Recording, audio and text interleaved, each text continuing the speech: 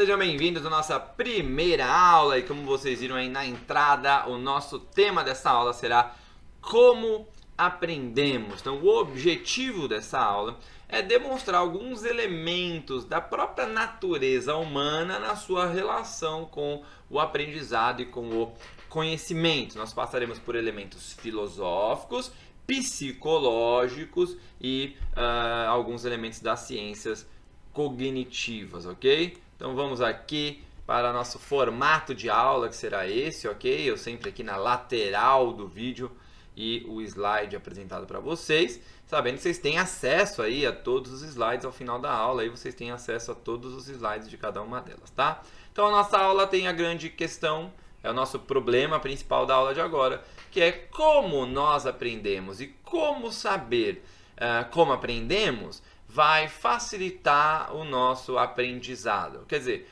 uma vez que eu reconheço como eu aprendo, como eu posso criar elementos que favoreçam aí um aprendizado melhor e mais completo. Então, acho que uma das características interessantes aí que nós temos é uma proposta, né, que assim, é uma característica já há muito tempo da filosofia, mas que é sistematizada de uma forma interessante pelo James Smith, onde ele diz que por trás de toda a pedagogia há uma antropologia filosófica, isto é, há um conjunto de pressupostos sobre a natureza da pessoa humana implícito em toda a constelação de práticas educacionais. Perceba alguns elementos interessantes que o Smith propõe aí. Que por trás de toda forma de ensino e de aprendizagem, eu tenho um modelo de ser humano. Então, quando eu vou ensinar alguém, eu posso, por exemplo, ter um modelo racionalista de ser humano, onde eu enfatizo que adquirir um número X de conhecimento vai fazer com que essa pessoa, por exemplo, aprenda, né? Seja uma pessoa que tenha um conhecimento verdadeiro, ok? Eu posso ter um lado mais afetivo ou, de repente, um lado mais social e compreender que as características sociais são aquelas que vão fundamentar um bom aprendizado. Quer dizer, se a criança ou se o adulto, por exemplo, está bem alimentado, vive em condições sociais adequadas, ele vai então ter um bom aprendizado, ok? Então existem pressupostos, entendimentos sobre quem é o ser humano, quais são suas principais características, a fim de determinar como se dá a educação, ok? Então isso é um ponto importantíssimo que a gente tem que ter em mente quando vai educar. Isso é interessante, por quê? Porque muitos dos modelos de aprendizagem que nós muitas vezes acreditamos, eles partem de reducionismos da pessoa humana. Quer dizer, uma vez que eu compreendo a pessoa humana em uma característica reducionista, por exemplo, se eu compreender que só os aspectos sociais são importantes, eu vou elevar os aspectos sociais acima de outros aspectos da vida humana, trazendo então prejuízo para a aprendizagem ou para o conhecimento, porque eu estou tendo uma visão reducionista. A mesma coisa se eu for muito racionalista, por exemplo, se eu disser que o que importa não é se você come bem ou se você está num ambiente adequado, mas se você estuda muito, lê muito, ou conhece muitas coisas, ou participa de muitos cursos, racionaliza as coisas. Então, ou se eu enfatizo só o lado afetivo, por exemplo. Então, esses elementos são importantes. O Smith propõe isso e eu acho que é um ponto de partida importante para nós aqui no curso. Por quê? Porque se eu olhar aqui, ó, então aqui eu estou dando um modelo de ser humano para vocês. A árvore, para mim, e se você fez o nosso curso de introdução à filosofia, primeiro curso aqui da plataforma, você teve uma aula inteira, né? Se você ainda não fez, corre lá e faz esse curso. Você tem uma aula inteira onde eu exponho aí as características fundamentais desse modelo que eu chamo modelo de árvore, ok? O modelo de árvore que eu utilizo para determinar o ser humano compreende 3 pontos de relação com o mundo e com a realidade. Um ponto que vocês vão ver aí é o chamado pré-teórico, ok? O pré-reflexivo. Diferente dos outros pontos que eu deixei reflexivo, o teórico eu deixei por ser um nome que as pessoas estão mais acostumadas. O pré-teórico, ou pré-reflexivo, é aquele ambiente onde nós experimentamos a vida concreta, a vida como um todo. É como sentar e sentir um pôr do sol ou comer um alimento. Você não fica pensando enquanto come um alimento nas características de beleza do alimento ou nas características biológicas daquele alimento ou como aquele alimento se dispõe adequadamente dentro de um espaço, né, que é o prato. A gente muitas vezes tem a experiência, pelo menos não quando a gente vai fazer, por exemplo, um passeio gastronômico. Aí pode ser que você fragmente essa experiência e olhe a beleza do prato, olhe, por exemplo, a parte do sabor, você olhe, por exemplo, a forma de atendimento, de forma fragmentada, né? Mas normalmente no nosso cotidiano nós comemos e simplesmente comemos experimentando aquele alimento como um todo, em todas as suas características, ok? Isso é o que a gente vai chamar de elemento pré-teórico, né? o que eu costumo falar que é a vida concreta. Então, dentro dessa vida concreta, a gente tem nossa cosmovisão, os nossos hábitos. Então, são essa área aí que vai dirigir nossa vida um pouco menos reflexiva. Nós temos um ambiente que eu vou chamar de reflexivo, e aqui é importante o reflexivo, porque isso não quer dizer que as atividades pré-teóricas não podem fazer uso da razão. Elas fazem uso da razão, mas fazem uso da razão dentro sempre de uma concretude, dentro da vida como uma vida mais concreta, ok? Quando eu falo de um elemento reflexivo, é quando eu vou analisar aspectos da vida, ou quando eu vou analisar a vida como um todo. Então, a filosofia, por exemplo, é uma atividade de análise da vida como um todo, as ciências naturais e humanas, que eu vou chamar de ciências particulares, né? Essas ciências particulares são ciências que vão analisar partes da vida, as nossas expressões culturais e sociais, as nossas instituições, que são reflexos, né, dessa fragmentação ou dessa análise da vida. Por exemplo, uma vez que você faz uma análise da sociedade, percebe a necessidade de um ambiente para educar, constrói-se então uma instituição chamada escola. E essa escola vai produzir expressões culturais e sociais que vão formar a nossa cultura e a nossa sociedade como um todo. Então esses são elementos que eu vou chamar de elementos reflexivos ou dependentes dos elementos reflexivos. E existe um elemento que eu proponho, que é o elemento suprarreflexivo, proponho a partir de uma visão que vem desde Agostinho, mas que toma uma forma mais sistemática em Hermann Doiver, que seria o elemento suprarreflexivo. Quer dizer, é o elemento onde transcende a realidade. E que eu posso ou colocar nesse ambiente suprarreflexivo alguma coisa da realidade, por exemplo, os racionalistas vão pôr a razão, os historicistas vão pôr a história, ou você pode transcender até Deus, e Deus ser então a razão que fundamenta todo esse ser humano, né, que eu expresso para vocês. E nesse ambiente reflexivo, a gente então tem um ponto, né, que nós podemos chamar de coração, de alma, de espírito, que seria o centro de unidade do ser humano, aquele centro onde eu unifico toda essa experiência pré-teórica e teórica, ok, ou reflexiva. Isso aqui é um modelo de ser humano que compreende o quê? Que o homem, né, o ser humano, ele tem muitas partes, ok, que formam esse todo que é o ser humano, e que eu não posso reduzir esse ser humano a uma dessas partes. Então, o Doiver, por exemplo, quando ele vai partir de uma perspectiva de ser humano dessa forma, ele compreende que a experiência humana da realidade, né, ou dentro do tempo que ele vai falar, tem alguns aspectos. Por exemplo, nós temos aspectos numéricos, toda a realidade tem alguns fundamentos numéricos. A gente tem o aspecto do movimento, o aspecto do espaço que nós estamos, elementos físico-químicos que estão presentes na nossa realidade, os elementos afetivos ou psíquicos, os elementos bióticos, os elementos lógicos, históricos, os intercursos sociais que nós temos, as experiências estéticas, econômicas, éticas, jurídicas e de fidelidade ou de fé. Se você pensar nessas várias formas que o ser humano experimenta a realidade, nós podemos então entender que todo tipo de educação e todo tipo de aprendizagem que não compreende o ser humano nessa variedade de aspectos acaba reduzindo a nossa aprendizagem, porque o modelo educacional que nós estamos usando será um modelo, né, de aprendizagem educacional, e entendo que isso não é para a escola, isso aqui não é só para professores, isso aqui é para todo mundo, isso aqui é para, por exemplo, a minha própria aprendizagem.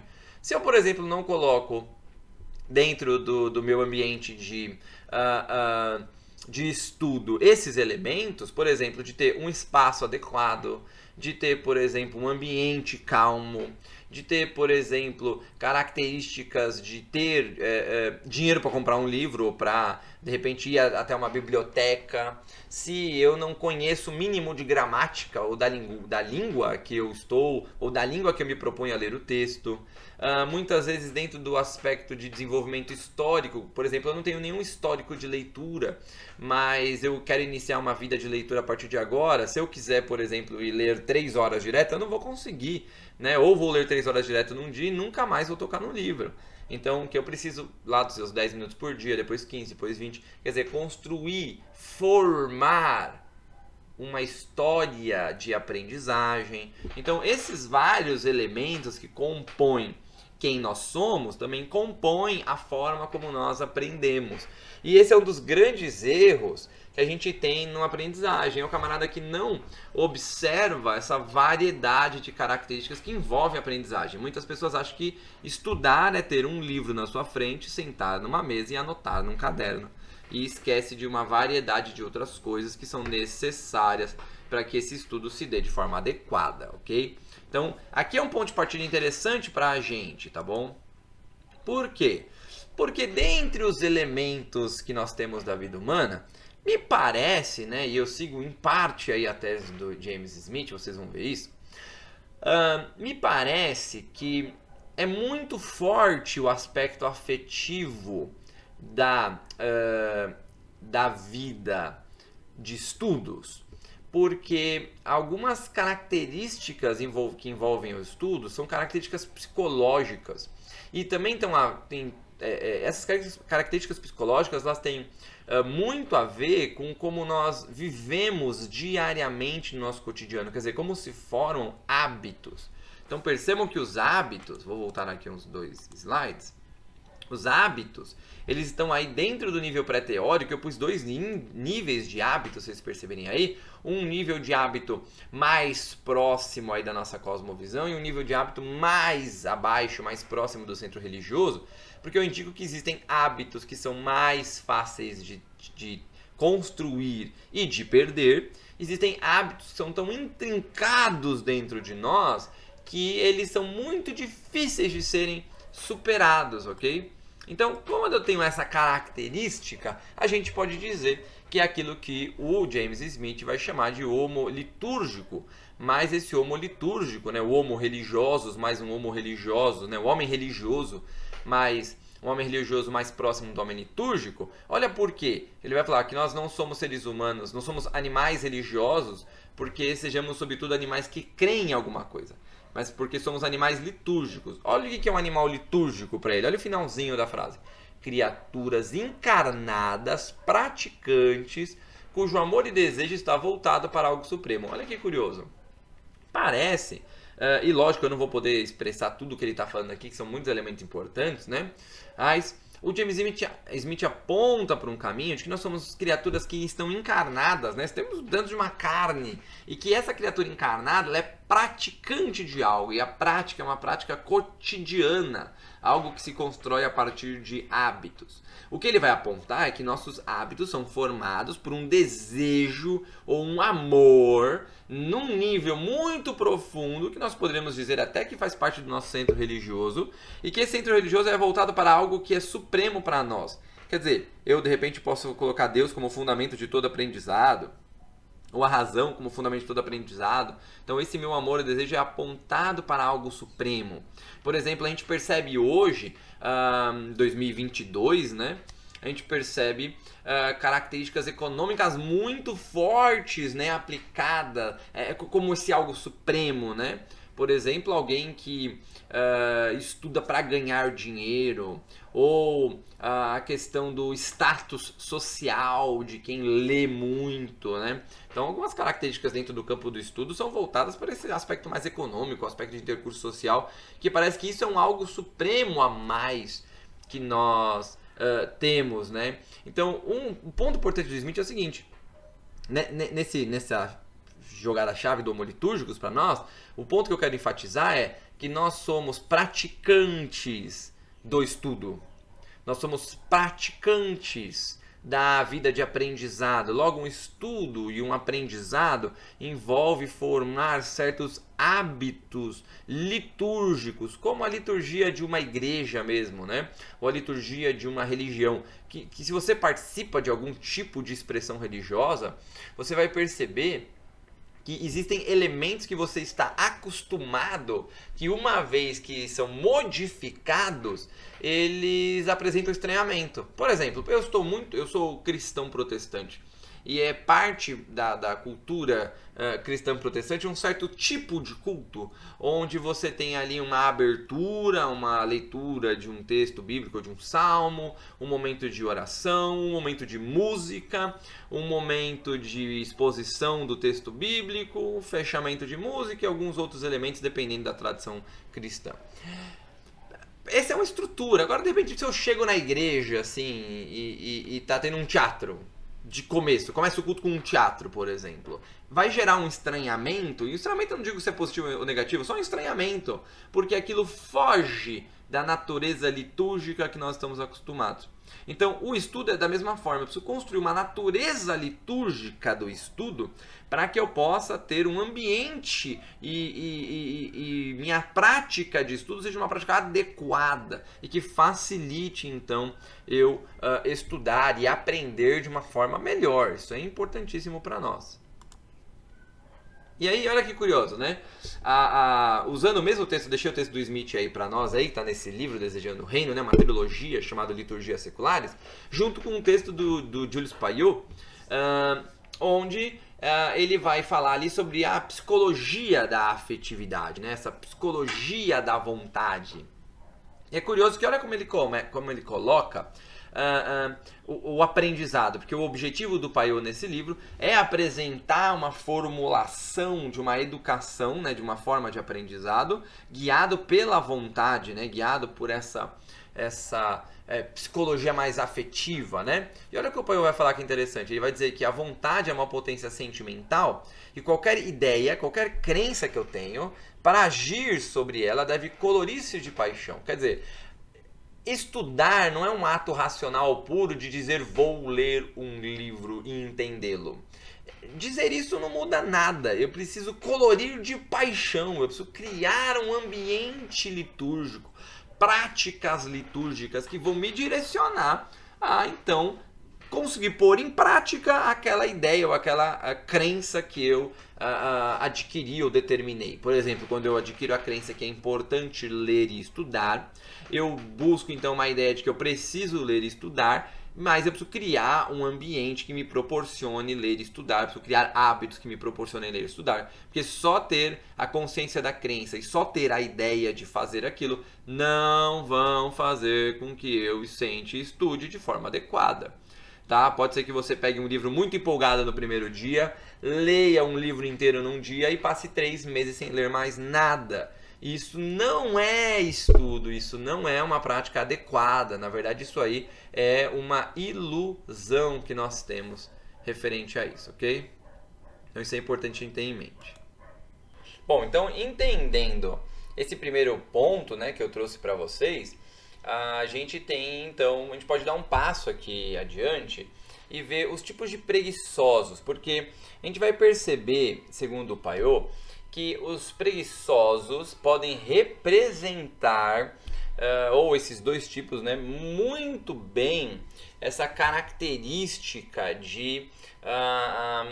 da vontade ou da formação enquanto aliada, né? Ou na verdade como fundamento para uma vida de estudos e para uma análise de fato sistemática, né, de um texto filosófico que existe isso de nós. É curioso, porque ele apresenta em primeiro momento o preguiçoso comum para nós, que ele vai chamar de preguiçoso apático.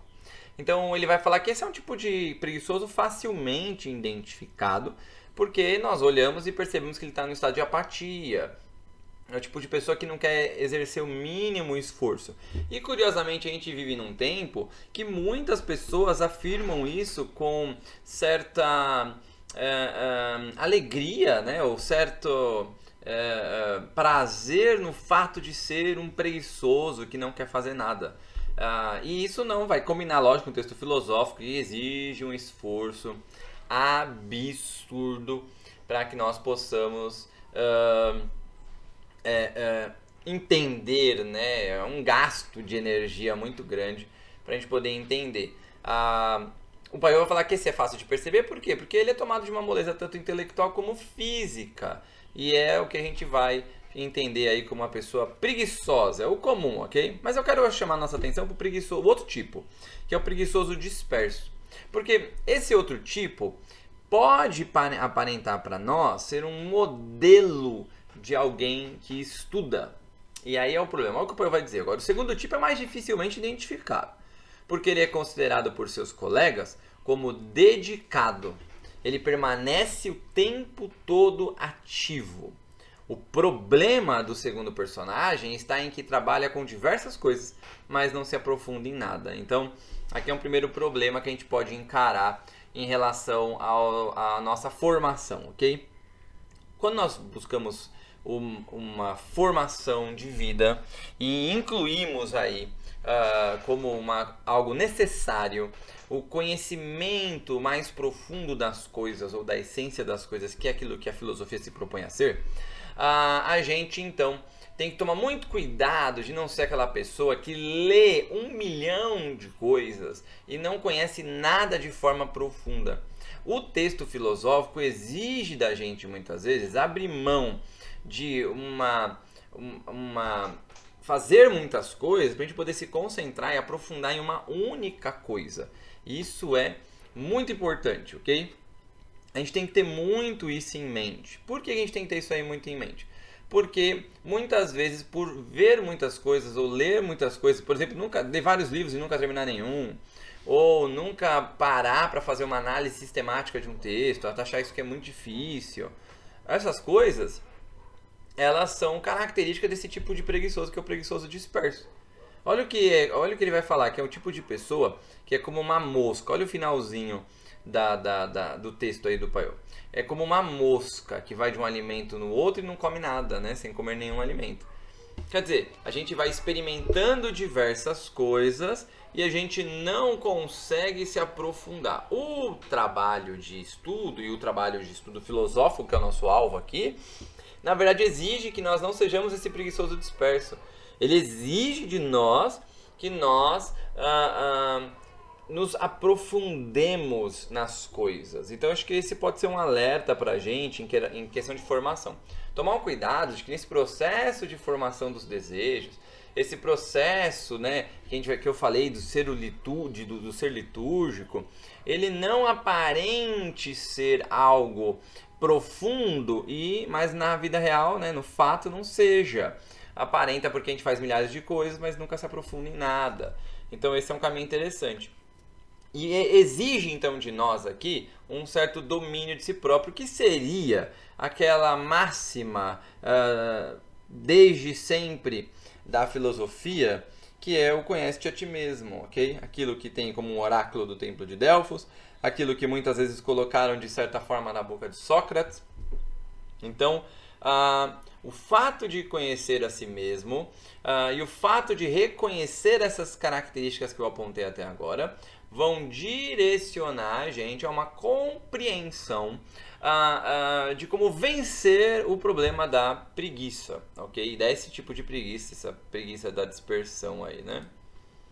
E olha aqui, o John Stuart Mill vai falar, e a versão que eu estou trazendo para vocês é uma que está no próprio livro do Julius Paiô, que ele diz o seguinte: uma sensibilidade intensa é um instrumento e a condição que permite exercer sobre mim mesmo um poderoso domínio, mas ela precisa ser cultivada para isso, né? Precisa ser cultivado esse problema.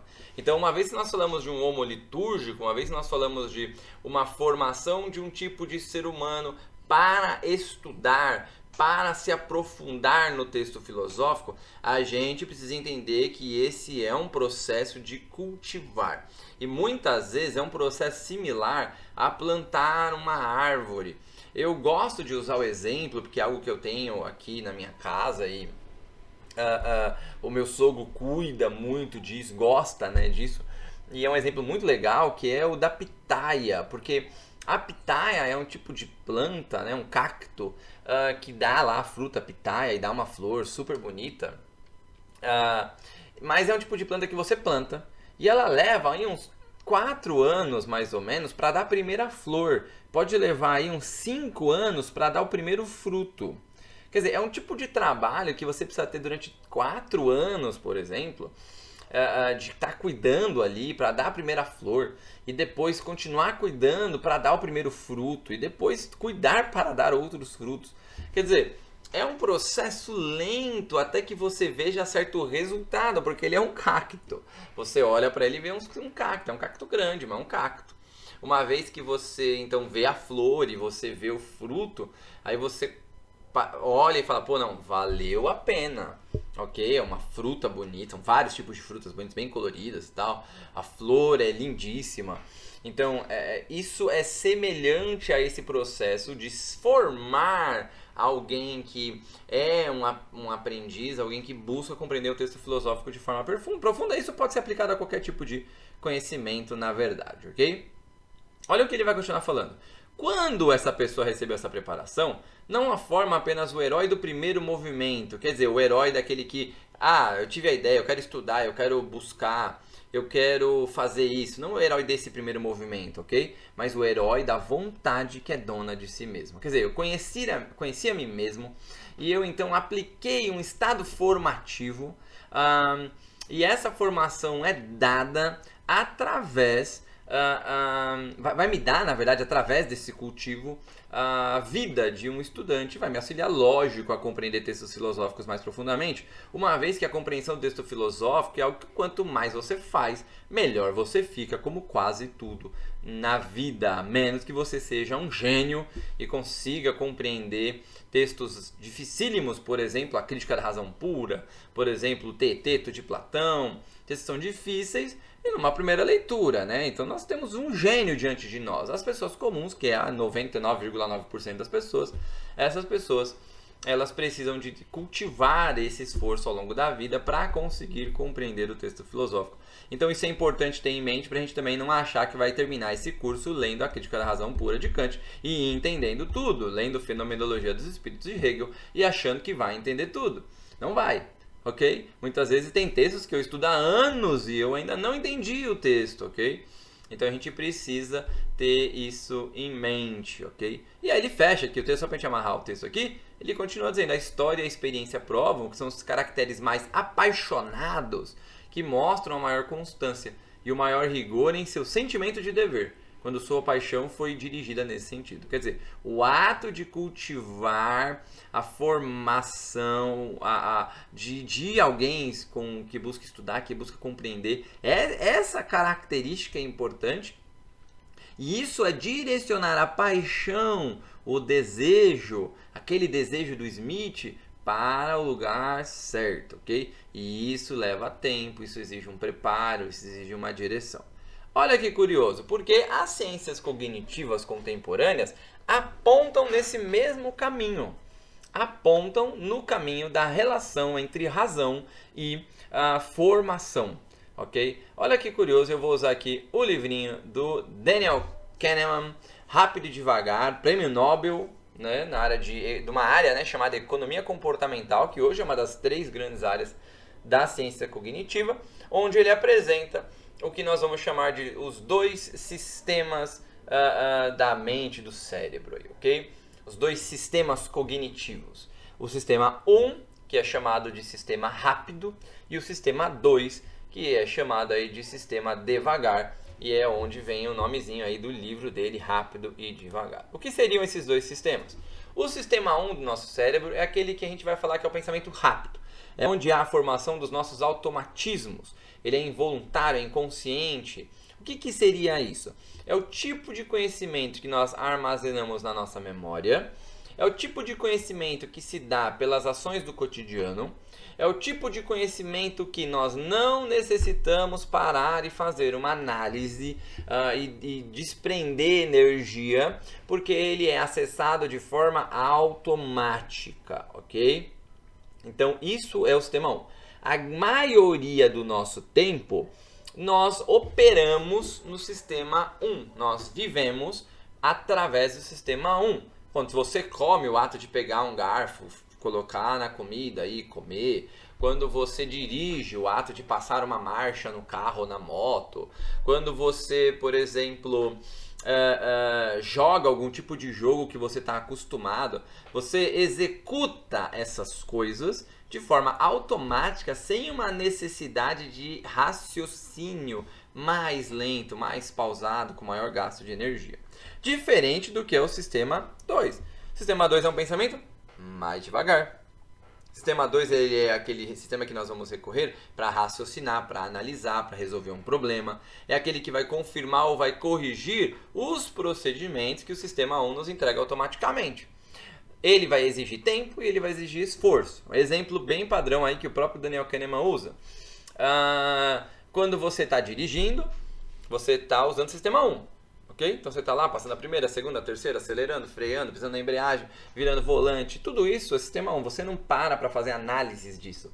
Você não para raciocinar isso.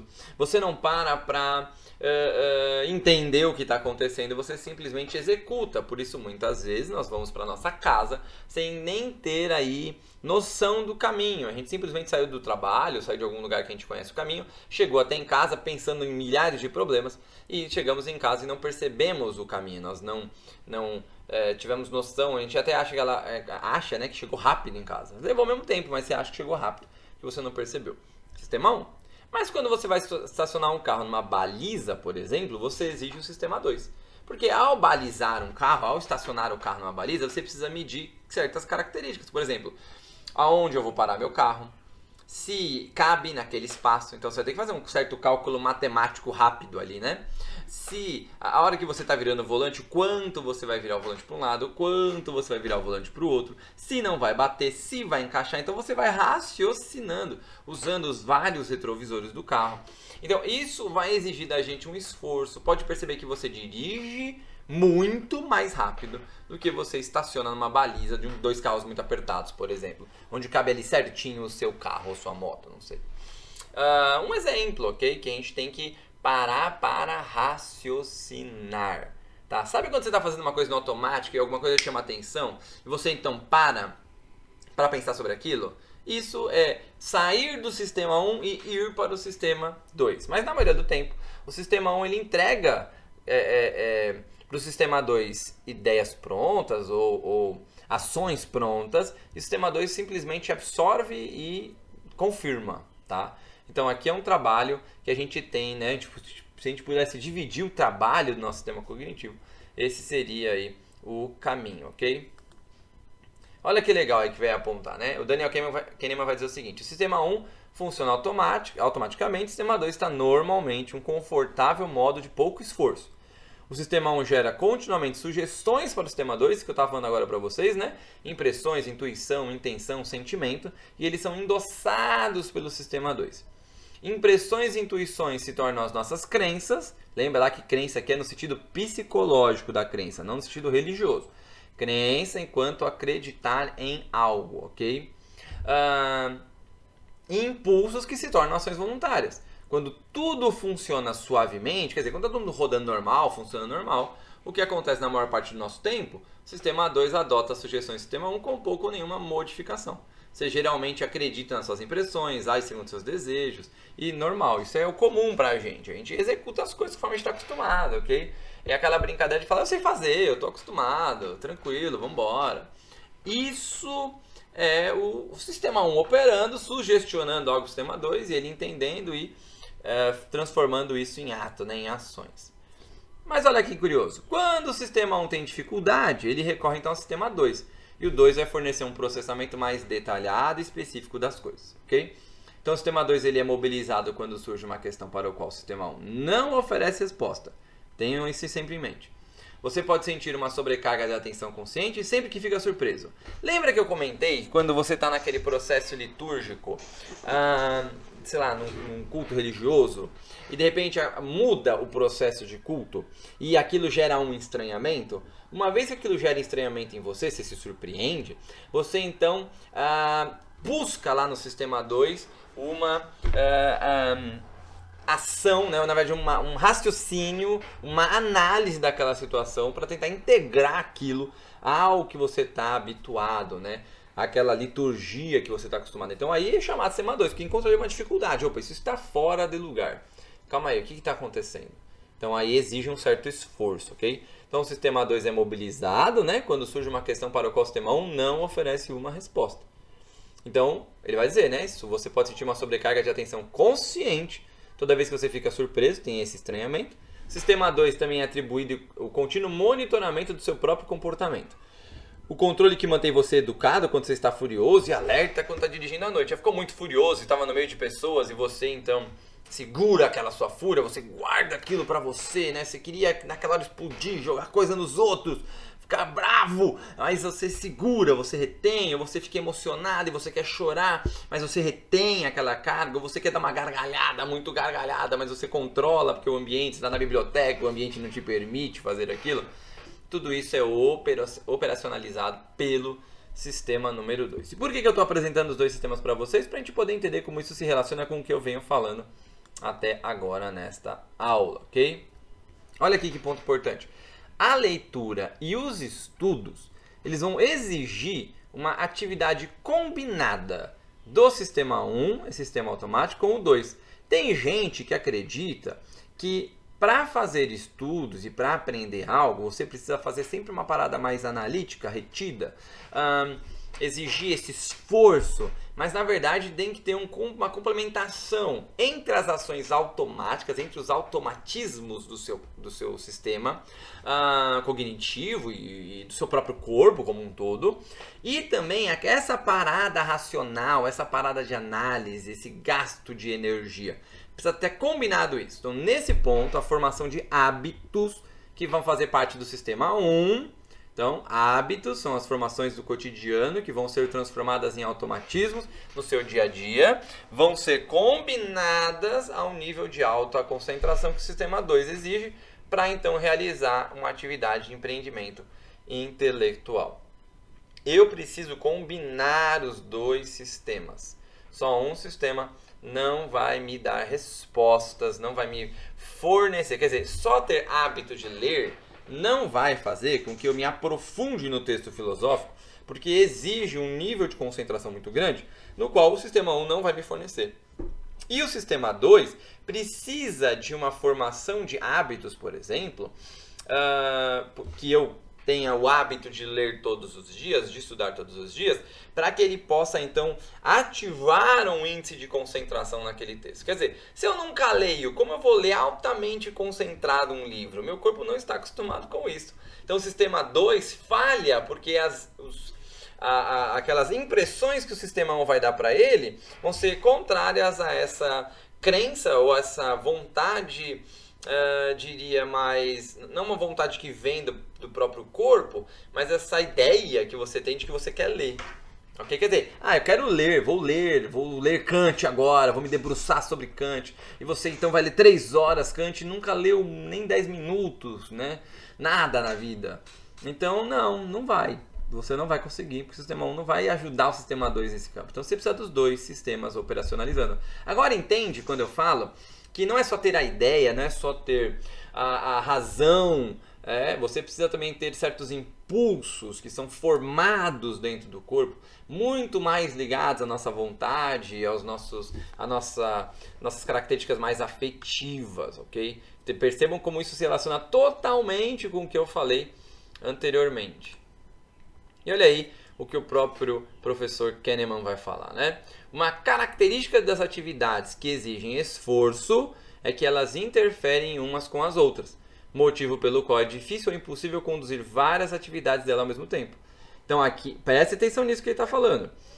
Não dá para se aprofundar num texto filosófico e conversar com o vizinho e ver um filme. Não dá, ok?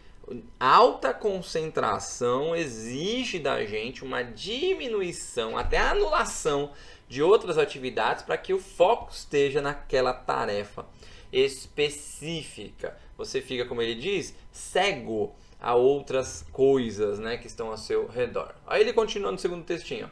O sistema 2 é o único que pode seguir regras, comparar objetos com base em diversos atributos e fazer escolhas deliberadas a partir de opções.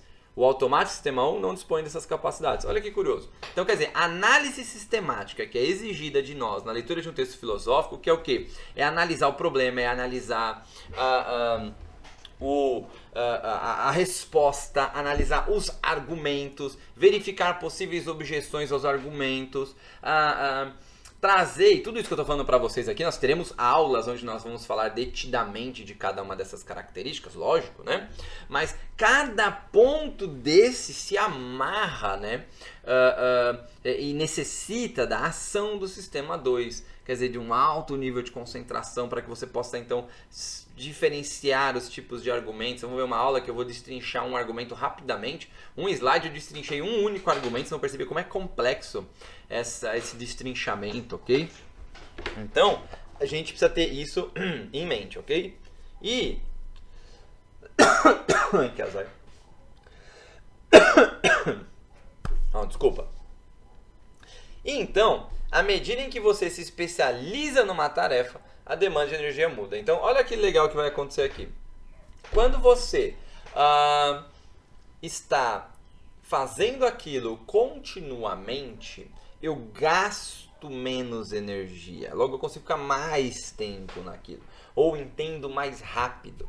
Então, aí entra essa relação novamente do sistema 1 com o sistema 2. Quer dizer, quando eu tenho o hábito do aprofundamento do texto, da leitura, da análise crítica, e faço isso continuamente, eu faço isso mais rápido. O que vai impedir aquela desculpa que nós damos normalmente para... isso é muito difícil fazer, Ricardo. O que você está exigindo de uma análise de texto filosófico, eu vou gastar um ano para ler um texto. Que gaste. No primeiro ano vai ser um ano, no segundo ano é um semestre, no terceiro ano é um mês. Entende? Então isso leva um certo tempo, mas é melhor você fazer isso e levar um certo tempo para você se adaptar do que você passar 10 anos fazendo leituras superficiais de texto filosófico que vão contra tanto as análises filosóficas, psicológicas e antropológicas, ok? Que nós pusemos aqui, quanto as análises da ciência cognitiva, que demonstra que eu preciso ter uma formação de hábitos, que eu preciso ter condições ambientais que me proporcionem uma boa leitura e que eu preciso fazer o uso de uma análise do texto filosófico para compreendê-lo. Isto gasta energia, demora e é um esforço, ok? De cansar, como uma corrida, tá? É como se você fizesse um exercício físico. Muita atividade intelectual é compreendido como que se você estivesse fazendo aí exercícios físicos. Bom, então tenham isso em mente quando nós falamos aí do primeiro passo, né, para os estudos. Nós somos seres humanos, e enquanto seres humanos nós somos muito mais complexos do que uma análise racional. Nós, enquanto seres humanos que caminhamos aí para uma vida de estudos, uma vida intelectual, nós devemos entender então que há uma necessidade de criar hábitos, de formar um leitor, de formar um estudioso ao longo do tempo, e que a união entre essa formação e a dispensação de energia que você vai dar ali no texto através de técnicas de análise crítica vão fazer então com que você seja um leitor que conhece, que estuda profundamente os textos filosóficos, ok? Ao longo das nossas aulas nós ainda falaremos, na próxima aula ainda falaremos de algum prolegômeno, que é a organização do nosso ambiente para estudar e de algumas outras características, e na sequência nós entraremos então no primeiro ponto da análise crítica de texto filosófico, ok? Então vamos lá e nós nos encontramos na aula número 2. Valeu, galera, por estarem comigo até aqui e até mais!